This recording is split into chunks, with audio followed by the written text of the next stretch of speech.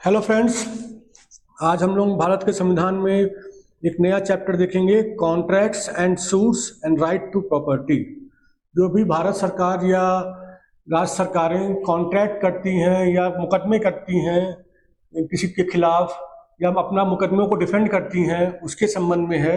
और एक right to property है, उसके संबंध में है। ठीक है, तो टॉपिक हमारा है contract and suits and right to property.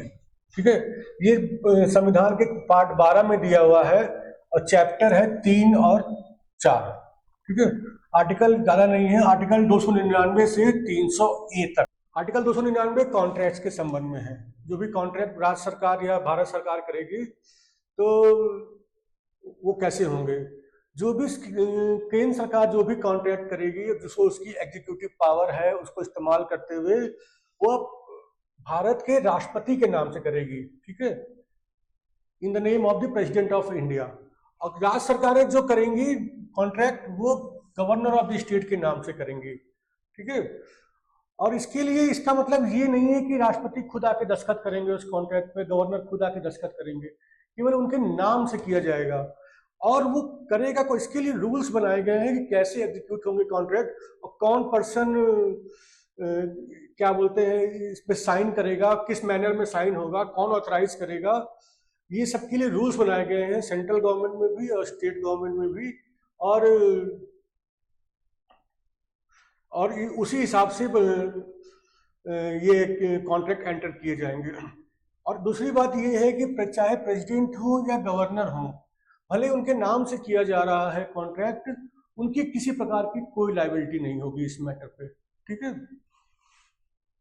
जो भी संविधान के दायरे में रह करके कॉन्ट्रैक्ट किए जाएंगे, वो चाहे भले ही प्रेसिडेंट और गवर्नर के नाम से किए गए हैं, लेकिन कभी भी उनकी कोई पर्सनल लायबिलिटी नहीं होगी। इसके अलावा अगर पूरी तरीके से नियम्स के तहत किसी पर्सन ने एग्जीक्यूट किया है प्रेसिडेंट के नाम से या गवर्नर के नाम से, तो जिस पर्सन ने एग्जीक्यूट किया है ना, वो भी पर्सनली लायबल नहीं होगा अगर उसने सारा प्रोसीजर फॉलो किया है। ठीक है, तो आर्टिकल 299 को हम शॉर्ट में देख लें, क्या कहना चाह रहा है आर्टिकल 299। आर्टिकल 299 में पहली बात तो ये कि गवर्नमेंट कॉन्ट्रैक्ट जितने भी हैं वो या तो प्रेसिडेंट या गवर्नर के नाम से किए जाएंगे। वो प्रेसिडेंट के नाम से का मतलब प्रेसिडेंट का पर्सनल नेम नहीं लिखा होगा वहां पे, वो केवल प्रेसिडेंट डेजिग्नेशन लिखी होगी। ठीक है, तो वो सारे केंद्र सरकार वाले सारे कॉन्ट्रैक्ट्स प्रेसिडेंट के नाम से किए जाएंगे और राज्य सरकार वाले सारे कॉन्ट्रैक्ट्स गवर्नर के नाम से किए जाएंगे। और इस पे एग्जीक्यूट, उस पे दस्तखत वगैरह सारी कार्रवाई एक कॉम्पिटेंट पर्सन करेगा जो रूल्स के तहत ऑथराइज्ड होगा और जो प्रिस्क्राइब मैनर दिया होगा उसी के तहत करेगा। और अगर ये नियम नहीं फॉलो किया जाता है, ठीक है, जो प्रिस्क्राइब तरीका दिया गया है, जो प्रिस्क्राइब पर्सन को बोला गया है करने के लिए, अगर ये नहीं फॉलो किया जाता है तो फिर गवर्नमेंट उस कॉन्ट्रैक्ट से बाउंड नहीं होगी। ठीक है, उस गवर्नमेंट की उस कॉन्ट्रैक्ट पे कोई जवाबदेही देनदारी नहीं होगी। पहली तो चीज ये, जो व्यक्ति कर रहा है, जो अफसर कर रहा है कॉन्ट्रैक्ट एग्जीक्यूट, वो पर्सनली लायबल हो जाएगा। ठीक है, दूसरा, लेकिन अगर गवर्नमेंट कुछ उस कॉन्ट्रैक्ट के तहत बेनिफिट एंजॉय कर लेती है, दूसरी पार्टी ने, सामने वाली पार्टी ने कुछ उसको, गवर्नमेंट को उस कॉन्ट्रैक्ट के तहत कुछ काम किया जिससे गवर्नमेंट को बेनिफिट मिला उसका, तो गवर्नमेंट की ये जिम्मेवारी होगी कि वो उसको कंपनसेट करे जो बेनिफिट गवर्नमेंट को मिला है उस पार्टी से। ये प्रिंसिपल होता है क्वांटम मेरिट या क्वांटम वैल्यूबेट। ठीक है, तो ये फिर ये क्वासी कॉन्ट्रैक्ट हो जाएगा और गवर्नमेंट और उस पर्सन के बीच में, और गवर्नमेंट को पेमेंट करना होगा। इसके अलावा एक डॉक्ट्रिन होती है, डॉक्ट्रिन ऑफ प्रोमिसरी एस्टॉपेल, वो भी एक फैक्ट्स के बेसिस पे लागू हो जाएगी।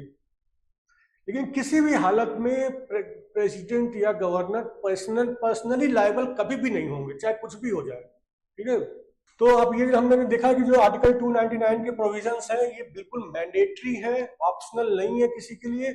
और ये प्रोविजंस इसलिए डाले गए हैं ताकि गवर्नमेंट को और जनरल पब्लिक को अनऑथराइज्ड कॉन्ट्रैक्ट से बचाया जा सके।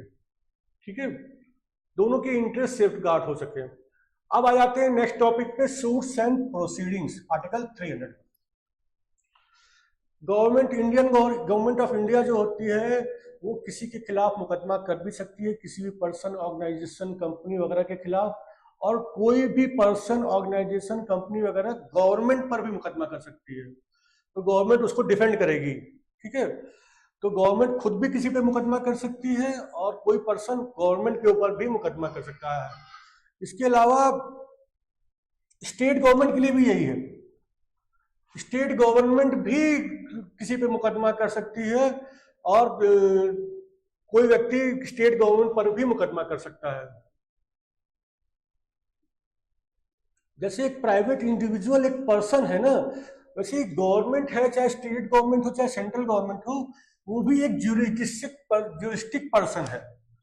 ठीक है, वो भी एक पर्सन है, इसलिए उसके ऊपर भी मुकदमा किया जा सकता है और वो पर्सन गवर्नमेंट भी मुकदमा कर सकती है एज ए पर्सन। ठीक है, इसके अलावा अगर वो गवर्नमेंट पर्सन है तो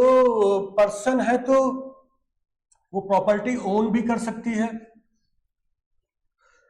ठीक है, प्रॉपर्टी खरीद भी सकती है, कॉन्ट्रैक्ट में एंटर कर सकती है, बिजनेस और ट्रेड या बिजनेस कर सकती है, और लीगल एक्शन ले सकती है या लीगल एक्शन डिफेंड भी कर सकती है, just because state government, central government एक पर्सन है। ये तो हो गया कॉन्ट्रैक्ट और सूट्स का मैटर। अब आ जाते हैं राइट टू प्रॉपर्टी।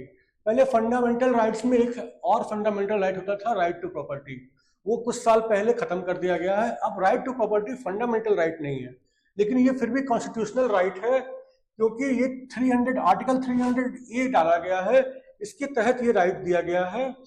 तो कि किसी भी किसी भी व्यक्ति की जमीन या कोई भी प्रॉपर्टी अनऑथराइज तरीके से नहीं छीनी जा सकती, प्रॉपर प्रोसीजर के थ्रू ही उसकी प्रॉपर्टी ली जा सकती है।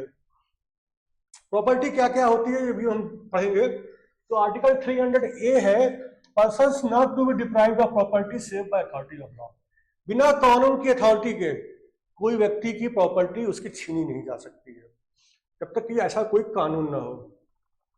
बहुत सिंपल सा आर्टिकल है, no person shall be deprived of his property save by authority of law.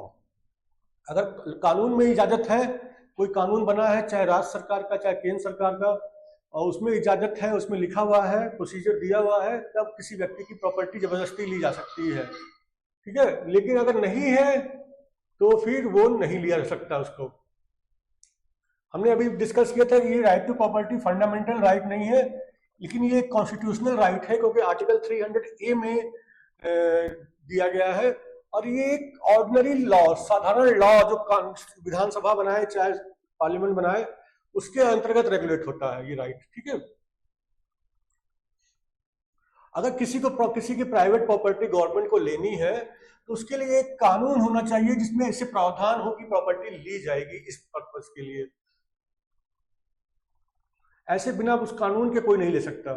देखिए, किसी की प्रॉपर्टी लेनी है तो कोई एग्जीक्यूटिव ऑर्डर से नहीं ले सकता, कि कोई अधिकारी ऑर्डर पास कर दे कि ये गवर्नमेंट के पर्पस के लिए इसकी जमीन अक्वायर की जा रही है, तो वो ऑर्डर नहीं माना जाएगा, वो एग्जीक्यूटिव ऑर्डर वैलिड नहीं होगा।